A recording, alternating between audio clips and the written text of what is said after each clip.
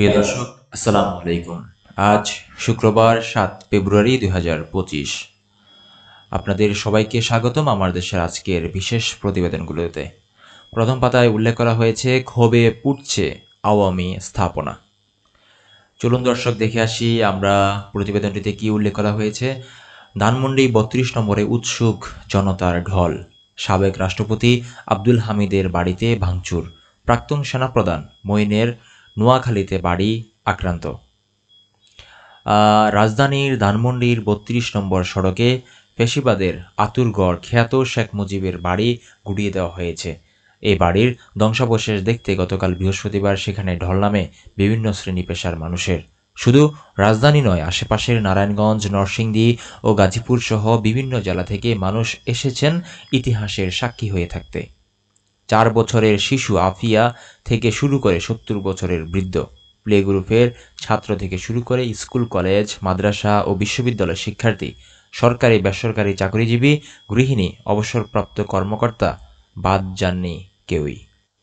এদিকে বুধবার রাত ও বৃহস্পতিবার আওয়ামী লীগের প্রভাবশালী নেতাদের বাড়িতে হামলা ও অগ্নিসংযোগ করা হয়। এর মধ্যে সাবেক রাষ্ট্রপতি আব্দুল হামিদের কিশোরগঞ্জ শহরে খড়মপট্টি এলাকার বাসভবনে হামলা ও ভাঙচুর শেষে আগুন দিয়েছে বিক্ষুব্ধ ছাত্র জনতা। বৃহস্পতিবার রাত 11:15টার দিকে এই ঘটনা ঘটে। এছাড়া নোয়াখালীর বেগমগঞ্জ উপজেলার সাবেক সেনাপ্রধান মঈন ইউ আহমেদের গ্রামের বাড়িতে হামলা, ভাঙচুর ও অগ্নিসংযোগ করা হয়েছে। রাত আনুমানিক 8টার দিকে এই ঘটনা ঘটে। দর্শক, প্রথম পাতার আরেকটি প্রতিবেদন। মাহমুদুর রহমান সহ 14 বিশিষ্ট জন পেলেন 21শে পদক।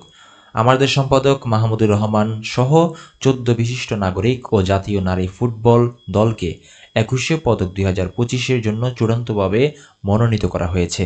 গতকাল বৃহস্পতিবার সংস্কৃতি বিষয়ক মন্ত্রণালয় এই পদক ঘোষণা করে। দর্শক, আমরা আরও দেখতে পাচ্ছি ভারতীয় দূতকে তলব, শেখ হাসিনাকে থামাতে বলল পররাষ্ট্র মন্ত্রণালয়। ছাত্র জনতার অভ্যুত্থানে ক্ষমতাচ্যুত হয়ে ভারতে পালিয়েছেন মানবতা বিরোধী অপরাধে গ্রেফতারি পরোয়ানাভুক্ত আসামি শেখ হাসিনা।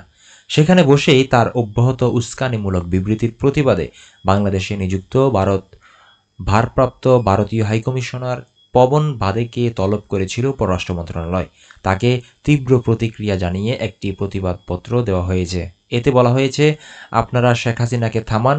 তিনি অব্যাহতভাবে মিথ্যা ও উস্কানিমূলক বক্তব্য দিয়ে বাংলাদেশের অভ্যন্তরে অস্থিতিশীল পরিবেশ তৈরি করার চেষ্টা করছেন।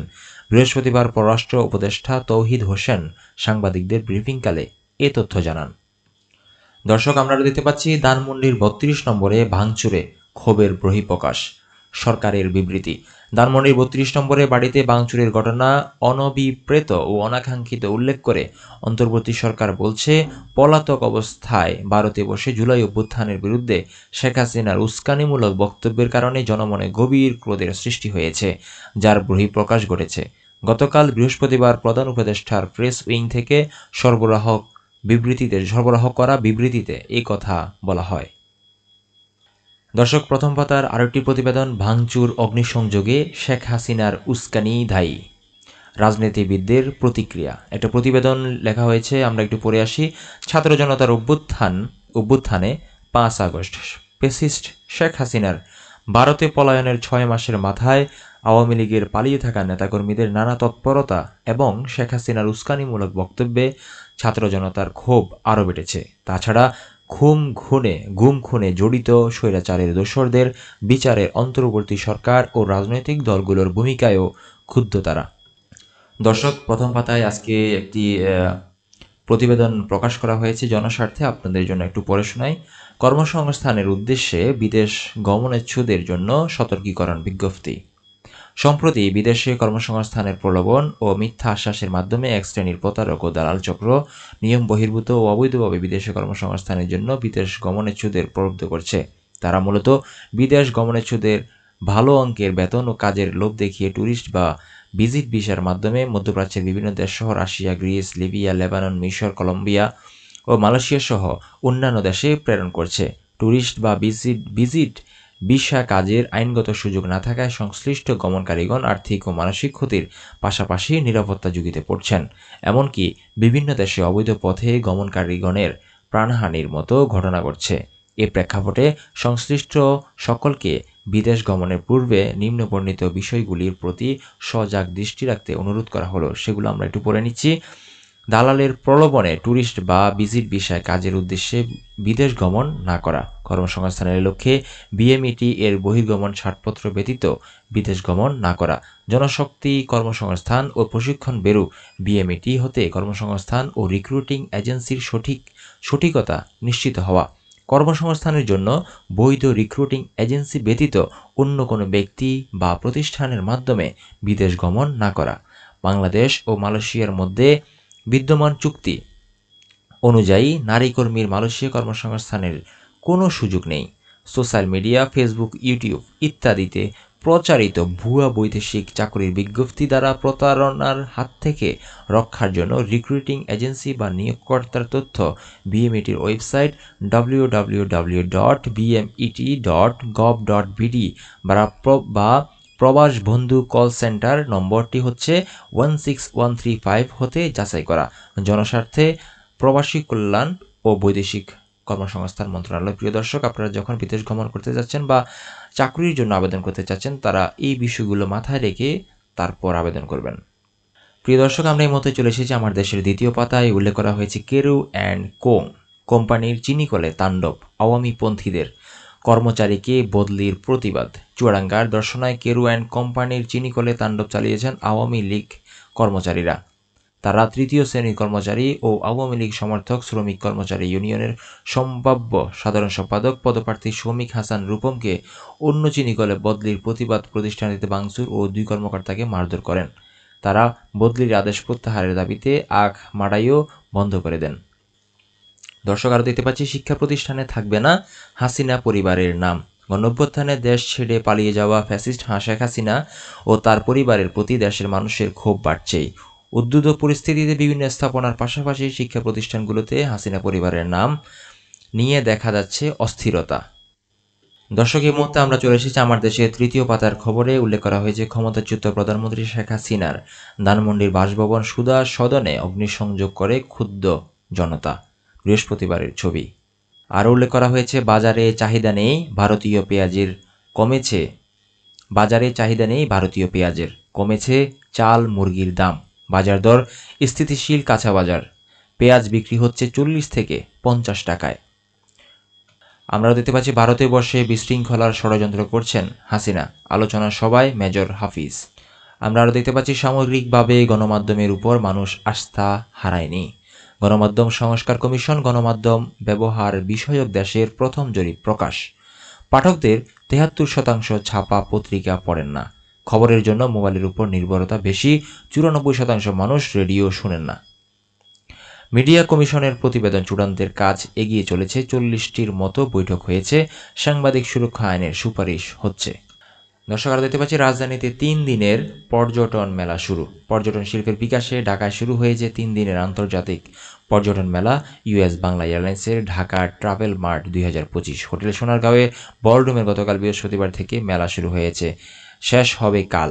বাংলাদেশ মনিটর কর্তৃক আয়োজিত এটি 20তম মেলা। দর্শক, এই মতে চলে এসেছে আমার দেশের আন্তর্জাতিক প্রতিবেদনে। উল্লেখ করা হয়েছে উত্তর গাজা জাবালিয়ায় ধ্বংস হয়ে যাওয়া সড়ক দিয়ে বৃহস্পতিবার পথ চলছেন স্থানীয়রা। ট্রাম্পের গাজা দখলের পরিকল্পনা জানতেন না আমেরিকার কর্মকর্তারা। দর্শক, আরও দেখতে পাচ্ছি বিবিসির বিশ্লেষণ, গাজা নিয়ে ট্রাম্পের ইচ্ছা পূরণ হচ্ছে না। আমরা দেখতে পাচ্ছি ক্যাঙ্গারুর ভ্রূণ তৈরিতে বিজ্ঞানীদের সাফল্য।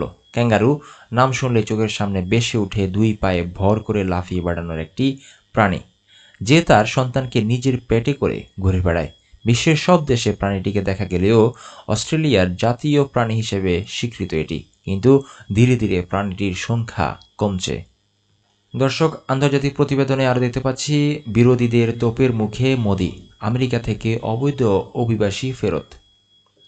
আমেরিকা থেকে অবৈধ অভিবাসী বহিষ্কারে প্রেসিডেন্ট ডোনাল্ড ট্রাম্পের নির্দেশের অংশ হিসেবে বুধবার ভারতে ফেরত পাঠানো হয়েছে 104 ভারতীয়কে।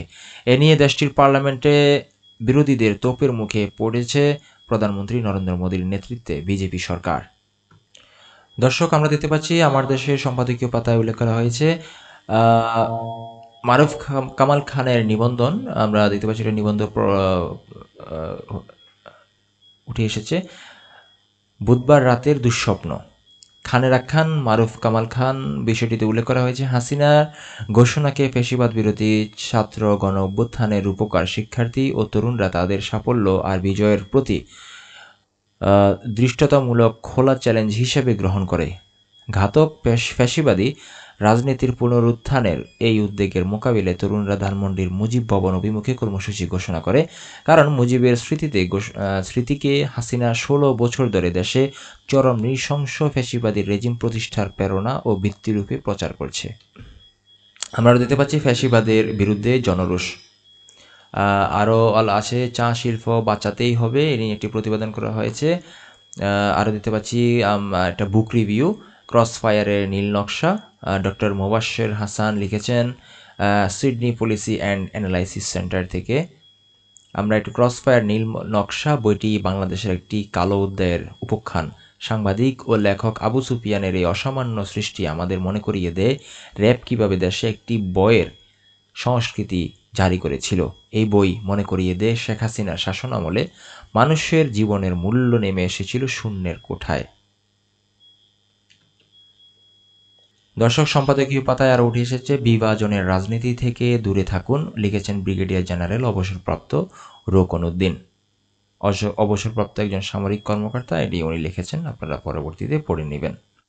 দর্শক, এই মুহূর্তে আমরা চলে এসেছি আমার দেশের 7ম পাতায়। উল্লেখ করা হয়েছে আইনের শাসন ও বিচার ব্যবস্থা, লিখেছেন ব্যারিস্টার হামিদ আজাদ। দর্শক, প্রতিবেদনটিতে বলা হয়েছে, বিপ্লবীদের মনে রাখতে হবে স্বৈরাচারের পতন হয়েছে, কিন্তু বিপ্লব এখনও সফল হয়নি। বিপ্লব সেদিনই সফল হবে যেদিন দেশের সর্বত্র আইনের শাসন কায়েম হবে, মানবীয় মূল্যবোধ উজ্জীবিত হবে এবং স্বৈরাচারী শক্তি রাষ্ট্র ক্ষমতায় ফিরে আসার সব পথ রুদ্ধ হবে। জাতীয় জীবনের সব ক্ষেত্রে সত্যিকারের আইনের শাসন প্রতিষ্ঠার মাধ্যমে তা নিশ্চিত করা সম্ভব হতে পারে। আইনজীবী ও মানবাধিকার কমিউনিটি সংগঠক এবং উন্নয়ন পৃষ্ঠপোষক, ব্যারিস্টার হামিদ আজাদ। দর্শকের মধ্যে আমরা চলে এসেছি আমার দেশের একদম শেষের পাতায়। উল্লেখ করা হয়েছে, আওয়ামী লীগ নেতাদের বাসভবন ধূলিসাৎ, বুলডোজারে আঘাতে খুলনার শেখ হেলালের বাড়ি এখন ধ্বংসস্তূপ। বৃহস্পতিবারের ছবি তোলা আমরা একটা গ্রাফিতি দেখতে পাচ্ছি। শেষের পাতায় আরও উল্লেখ করা হয়েছে, প্রাথমিকে 6,500 শিক্ষকের নিয়োগ বাতিল। সরকারি প্রাথমিক বিদ্যালয়ের সহকারী শিক্ষক পদে 6,531 প্রার্থীর নিয়োগ বাতিল ঘোষণা করেছে হাইকোর্ট। দর্শক, আমরা দেখতে পাচ্ছি ইসলামী প্রকাশনা অর্ধশত কদর বেড়েছে বইয়ের। স্বৈরাচারী সরকার পতনের মধ্য দিয়ে মানুষ ফিরে পেয়েছে তাদের ধর্মীয় স্বাধীনতা, এই কথাটি যেন অক্ষরে অক্ষরে প্রতিফলিত হয়েছে এবছর অনুষ্ঠিত অমর একুশে বইমেলায়। আরও আছে, জনতার রোষে খসে পড়ল খুলনার শেখবাড়ি, খুবিতে মুজিবের মুরাল ভাঙচুর। ক্ষমতাচ্যুত হয়ে পালানোর 6 মাসের মাথায় দিল্লিতে বসে পতিত স্বৈরাচার হাসিনার ভাষণ দেওয়ার ঘটনায় বুলডোজার মার্চ কর্মসূচি ঘোষণা দিয়েছে ছাত্র জনতা। এর অংশ হিসেবে খুলনার শেখবাড়ির একটি অংশ গুড়িয়ে দিয়েছে বিক্ষুব্ধ ছাত্র জনতা। গত বুধবার রাতে এই ঘটনা ঘটে। আরও হয়েছে ভাঙচুর নিয়ে আরও লেখা হয়েছে, বরিশালে আমু ও হাসনাতের বাড়ি ভাঙচুর। স্টাফ রিপোর্টার, বরিশাল ঝালকাঠি প্রতিনিধি। ভাঙচুর নিয়ে নোয়াখালীর প্রতিবেদন, নোয়াখালীতে কাদেরের বাড়িতে অগ্নিসংযোগ। নোয়াখালীর কোম্পানিগঞ্জে বাংলাদেশ আওয়ামী লীগের সাধারণ সম্পাদক ওবায়দুল কাদেরের গ্রামের বাড়িতে হামলা, ভাঙচুর ও অগ্নিসংযোগ করেছেন বিক্ষুব্ধ ছাত্র জনতা। দর্শক, আরও দেখতে পাচ্ছি চট্টগ্রামে ব্রিগেডিয়ার সাখাওয়াত, আওয়ামী লীগ আমলের 8 স্থলবন্দর কোনো কাজে আসছে না। আওয়ামী লীগ আমলে তৈরি 8টি স্থলবন্দর বাংলাদেশের কোনো কাজে আসছে না, এগুলো বন্ধের বিষয়ে খতিয়ে দেখা হচ্ছে। এছাড়া এখনও চালু না হওয়া রামগড় স্থলবন্দর নিয়ে লাভ ক্ষতি পর্যালোচনা করতে কমিটি করা হয়েছে। কমিটির সুপারিশ অনুযায়ী সিদ্ধান্ত নেওয়া হবে বলে জানিয়েছিলেন নৌ পরিবহন উপদেষ্টা ব্রিগেডিয়ার জেনারেল অবসরপ্রাপ্ত এম সাখাওয়াত হোসেন। দর্শক, জুলাই বিপ্লব নিয়ে একটি প্রতিবেদন, অভাবের সংসারে একমাত্র ভরসা ছিলেন নূর। পুলিশের গুলি পিঠে লেগে বুক দিয়ে বের হয়ে যায়। ছেলের মৃত্যুর সংবাদ শুনে স্ট্রোক করেন মা। ছেলের সঙ্গে শহীদ নূরে আলম সর্দার। শহীদ নূরের শোকে 5 মাসের মাথায় মায়ের মৃত্যু। অভাবের সংসার একমাত্র ভরসা ছিলেন নূরে আলম সর্দার, 45 বছর, পেশায় ছিলেন হকার। রাজধানীর উত্তরায় ভ্যানে করে বিক্রি করতেন পুরাতন কাপড়। বৈষম্য বিরোধী ছাত্র আন্দোলন তীব্র আকার ধারণ করলে 16 জুলাই ভ্যানটি রাস্তায় রেখে বাসায় চলে আসেন। এরপর গত 19 জুলাই ভ্যানটি রাস্তায় সাইড করে রেখে আসার জন্য উত্তরার হাউস বিল্ডিং এলাকায় যান তিনি। সেখানে যাওয়ার পর পুলিশের ছোড়া একটি বুলেট তার পিঠ দিয়ে ঢুকে বুকের পাঁজর ভেদ করে বেরিয়ে যায়। সঙ্গে সঙ্গে মাটির উঠে পড়েন নূরে আলম। আশেপাশের আন্দোলনরত শিক্ষার্থীরা তাকে দ্রুত মেডিকেল কলেজ হাসপাতালে নিয়ে গেলে বিকেল 5টার দিকে সেখানে মারা যান তিনি। তার গ্রামের বাড়ি শরীয়তপুর জেলার ডেমুডা উপজেলার কুলিগাড়ি গ্রামে।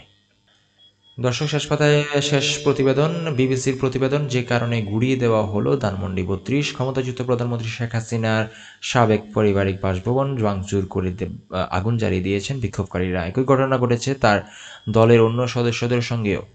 সামাজিক যোগাযোগ মাধ্যমে ভারত থেকে শেখ হাসিনার জাতির উদ্দেশ্যে ভাষণ দেওয়ার খবর ছড়িয়ে পড়ার সঙ্গে সঙ্গে বিক্ষোভ ছড়িয়ে পড়ে। দর্শক, এই ছিল আজকের মতো প্রতিবেদন। দেখা হবে পরবর্তী ভিডিওতে। আজকে এই পর্যন্ত। খোদা হাফেজ। আসসালামু আলাইকুম।